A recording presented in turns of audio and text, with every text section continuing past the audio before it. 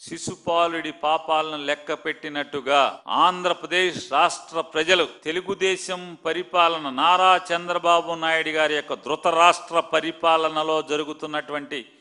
పాపాలు మొత్తాన్ని కొడుకు చేత నాడు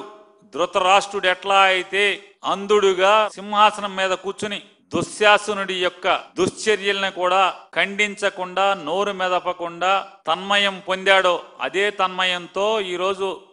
పరిపాలన సాగిస్తున్న నారా చంద్రబాబు నాయుడు యొక్క పాపాల్ని శిశుపాలుడి పాపాలులాగా శ్రీకృష్ణుడు లెక్క పెట్టినట్టుగా మౌనంగా ఆంధ్రప్రదేశ్ రాష్ట్ర ప్రజలు